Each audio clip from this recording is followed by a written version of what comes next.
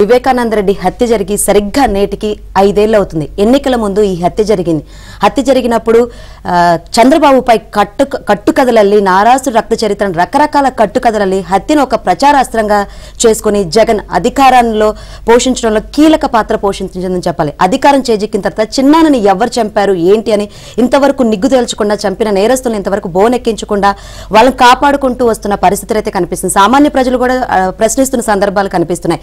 చిన్నానని చంపింది ఇంతవరకు ఎవరో ఏంటి చాలా కూడా న్యాయం చేయలేకపోతే ఇక సామాన్యులు మాకేం న్యాయం చేస్తారని ప్రశ్నిస్తున్న సందర్భాలు కూడా కనిపిస్తున్నాయి. అయితే ఇప్పుడు 5 సంవత్సరాల జరిగింది కాబట్టి హత్య జరిగింది కాబట్టి వివేక కుటుంబం ఈరోజు కడపలో ఒక కీలక సమావేశం ఏర్పాటు చేస్తుంది. ఒక కీలక ప్రకటన చేసే అవకాశం కూడా ఉంది సునీతారెడ్డి అని కూడా ఒక ప్రచారం అయితే జరుగుతుంది. నవీన్ చూద్దాం. సరిగ్గా ఎన్నికలకు నెల ముందు జరిగిన వైఎస్ వివేకానంద రెడ్డి హత్యను నాటి విపక్ష నేత జగన్ గత ఎన్నికల్లో ప్రచారాస్త్రంగా వాడుకున్నారు.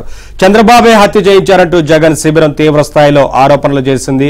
నారాసుర రక్త చరిత్ర అంటూ కట్టుకథలు వండి వార్చింది. వివేక హత్య జగన్ కు సానుభూతి హస్తంగా మారి గెలుపులో కీలక పాత్ర పోషించింది. దీంతో జగన్ సీఎం అయిన తర్వాత తన చిన్నాన్న హత్య కేసు కుట్రను ఛేదించడంతో పాటు నిందితులను అరెస్టు చేయిస్తారని 2 రాష్ట్రాల ప్రజలు ఎదురుచూశారు. కానీ ఏమీ జరగలేదు. వివేక హత్యకు గురై నేటికి సరిగ్గా 5 ఏళ్లు. 2019 మార్చి 15న పులివెందులలోని ఆయన స్వగృహంలో అత్యంత దారుణంగా గొడ్డలతో నరికి హత్య చేశారు. మళ్లీ ఎన్నికలు కూడా వచ్చేశాయి. కానీ హంతకులను జగన్ ప్రభుత్వం బోనెక్కించలేకపోయింది. పైగా సొంత బాబాయ్ హత్య కేసునే అటకెక్కించే ప్రయత్నం జరిగింది. హత్య వెనక వైఎస్ కాంపౌండ్ హస్తం ఉండటమే దీనికి కారణమనేది బహిరంగ రహస్యం. వివేక హంగులు ఆర్భాటాలకు దూరంగా చాలా సాదా సీదా జీవనాన్ని గడిపేవారు. తన అన్న రాజశేఖర్ రెడ్డి ముఖ్యమంత్రి అయినా ఎన్నడూ అధికారాన్ని తలకెక్కించుకోలేదు. తమ్ముడిని రాజశేఖర్ రెడ్డి గౌతమ బుద్ధుడిగా పిలుచుకునేవారు. వివేకాను పార్టీలకు అతీతంగా అందరూ అభిమానించేవారు.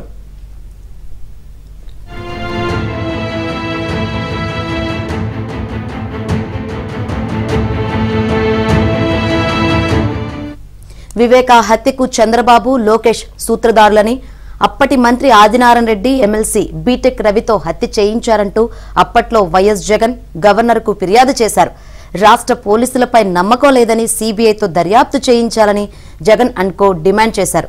జగన్ సీఎంగా అదే ఏడాది మే 30న ప్రమాణం చేశారు. నాటి నుంచి ఈ కేసు అనూహ్య మలుపులు తిరుగుతూ పోయింది.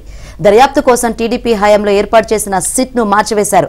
అభిషేక్ మహంతి నేతృత్వంలో సిట్ ఏర్పాటు చేయగా ఆయన సెలవుపై వెళ్లారు. 2019 సెప్టెంబర్లో కడప ఎస్పీగా బాధ్యతలు చేపట్టిన అన్బురాజన్ ఆధ్వర్యంలో ప్రత్యేక సిట్ ఏర్పాటు చేసిన కేసు ముందుకు పోలేదు.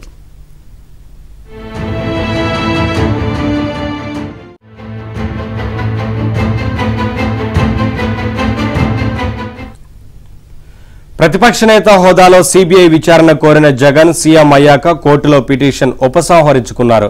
ఆయన తీరులో తేడా రావడంతో వివేక కుమార్తె డాక్టర్ సునీత సీబీఐ విచారణ కోరారు. సీబీఐ కేసు దర్యాప్తు చేపట్టిన తర్వాత కథ, స్క్రీన్ ప్లే, డైరెక్షన్, హత్యకు ఎక్కడి నుంచి ఫాలో అప్ చేశారు లాంటివన్నీ బయటపడ్డాయి. వివేక హత్యకు ఉపయోగించిన గొడ్డలి స్కెచ్ వైఎస్ కాంపౌండ్ లోనే జరిగిందని సీబీఐ తేల్చింది. గూగుల్ టేక్అవుట్, ఇతర సాంకేతిక ఆధారాల ద్వారా నిందితులను బాహ్య ప్రపంచానికి చూపించింది. జగన్ కు వరుసకు తమ్ముడు కడప ఎంపీ వైఎస్ అవినాష్ రెడ్డి, ఆయన తండ్రి వైఎస్ భాస్కర్ రెడ్డి, వైసీపీ రాష్ట్ర నేత దేవిరెడ్డి శివశంకర్ రెడ్డి పాత్ర ఉన్నట్లు పేర్కొంటూ వారిపై కేసు నమోదైంది. ఇది పెను సంచలనంగా మారింది. కడప ఎంపీ సీటు ఆధిపత్యం కోసమే వివేకాను లేపేశారని విచారణలో తేలింది. రైట్, ఇక ఇదే విషయం గురించి మరింత సమాచారాన్ని మా ప్రతినిధి ప్రసాద్ అడిగి తెలుసుకుందాం. ప్రసాద్, శాంకరి వివేకానంద రెడ్డి హత్య జరిగి 5 ఏళ్లు అవుతుంది. ఇంతవరకు దోషిని పట్టుకోవడంలో జగన్మోహన్ రెడ్డి పూర్తిగా నిర్లక్ష్య అవలంబిస్తా ఉన్నారు. ఆ ప్రధానంగా నరం లేని నాలుక ఎన్ని విధాలుగా మాట్లాడుతున్నట్టు వివేకానంద హత్య కేసులో సంబంధించి జగన్మోహన్ రెడ్డి వివిధ సందర్భాలు చేసిన వ్యాఖ్యలు ఎందుకు నిరసనంగా నిలుస్తా ఉన్నాయి. ఆ రోజు హార్ట్ అటాక్ తో మొదలైన తన సొంత పత్రికలు హార్ట్ అటాక్ తో మొదలైన అసత్య కథనాలు నేటికి కూడా ఏదో రూపంలో కొనసాగుతూనే ఉన్నాయి. అసలు దోషులు, హత్యకు సూత్రధారులు, పాత్రధారులు సంగతి పూర్తిగా జగన్మోహన్ రెడ్డి తెలిసినప్పటికీ కూడా వారిని అరెస్ట్ చేయకుండా కాపాడే విధానంపై వివేక సొంత కుమార్తె సునీత తీవ్ర ఆందోళన వ్యక్తం చేస్తుంది. సొంత వారిని నమ్మి న్యాయం చేస్తారనుకుంటే తన నట్టేట ముంచడంతో పాటు ఈరోజు నిందితులను కాపాడుతున్నట్టు జగన్ తీర్థగా చేరుస్తారో ధ్వజమెత్తారు. చివరికి హత్య కేసులో పాత్రదారులను పట్టుకోపోగా సునీత భర్త పైన నిందారోపణలు వేసి ఆమెనే జైలుకి పంపించే విధంగా వైసీపీ నాయకులు చేసిన కుట్రపై కూడా రాష్ట్రం మొత్తం స్థాయిలో చర్చ నడుస్తూ ఉంది. అందువల్ల ఎవరైతే అవినాష్ రెడ్డి ఈ కేసులో ప్రధాన నిందితుడిగా భావిస్తున్నారో అవినాష్ రెడ్డి అలాగే కుటుంబ సభ్యులకు సంబంధించి కూడా పూర్తిగా ఆ సిబిఐ వాళ్ళు వచ్చినా కూడా అరెస్ట్ చేయకుండా రాష్ట్ర ప్రభుత్వ పోలీసు యంత్రాంగాన్ని అడ్డం పెట్టి జగన్మోహన్ రెడ్డిని కాపాడిన తీరు కావచ్చు, హత్య జరిగిన రోజు రాత్రి జరిగిన ఘటన సంబంధించి ఆ రోజు అక్కడ సీఎం జగన్మోహన్ రెడ్డితో భేటీ అయిన ముఖ్య అధికారులు చేసే ప్రకటనలు కావచ్చు, ఇలా అనేక సందర్భాల్లో వివేకానంద హత్యకు సంబంధించి అన్ని వేళ్లు కూడా జగన్మోహన్ రెడ్డి సన్నిహితుల వైపు చూపిస్తున్నా, ప్రధానంగా అవినాష్ రెడ్డి అతని కుటుంబ సభ్యుల వైపు చూపిస్తున్నా కూడా మొత్తం సమాజాన్ని మసిపూసి మారేడికాయ చేసే విధంగా సొంత మీడియా అనుకూల మీడియాలో విస్తృతంగా ప్రచారం ఎవరైతే దీనిపై ప్రశ్నలు ఏమనిస్తారో ఎవరైతే అనుమానాలు రేగిస్తారో చివరికి దర్యాప్తు అధికారులు కూడా వదలకుండా నిశ్చితుగా వారిపైన దోషం చేస్తూ వారి అమ్ముడుపోయారంటూ చేసే కథనాలు కూడా రాసిన పరిస్థితి. ఈ నేపథ్యంలో దాదాపు సొంత బాబాయిని 5 ఏళ్ల పాటు చంపిన వాళ్ళని గుర్తించకుండా చంపిన వాళ్ళని కాపాడుతూ ఉన్న జగన్మోహన్ రెడ్డి వైద్యంపై రాష్ట్ర ప్రజల్లో తీవ్రంగా చర్చ నడుస్తుంది. ప్రతిపక్షాలు కూడా ఈ అంశాన్ని ప్రధానంగా లేవనెత్తున్నారు. 2019 ఎన్నికల్లో చంద్రబాబు చంపారంటూ ఎన్నికల్లో లబ్ధి పొందేందుకు తీవ్ర స్థాయిలో పేపర్లో కథనాలు రాయడంతో పాటు సింపతి డ్రామా కూడా నడిపిన జగన్మోహన్ రెడ్డి 5 ఏళ్లుగా ఆ సింపతిని కొనసాగిస్తూ ఆ నిందితులను కాపాడుకుంటూ వస్తున్నారు. ఇటీవల కాలంలో మరోసారి వివిధ రూపాయల సింపతి డ్రామా కూడా తెరలేపిన పరిస్థితి కనిపిస్తోంది. అయితే వివేకానంద హత్యకు సంబంధించి కోర్టులో కూడా విచారణ కొనసాగకుండా వివిధ రూపాల్లో తనకున్న వారి అధికార పలుకుబడితో అడ్డంగా సృష్టిస్తున్న వైనం కూడా మనం చూస్తూ ఉన్నాము.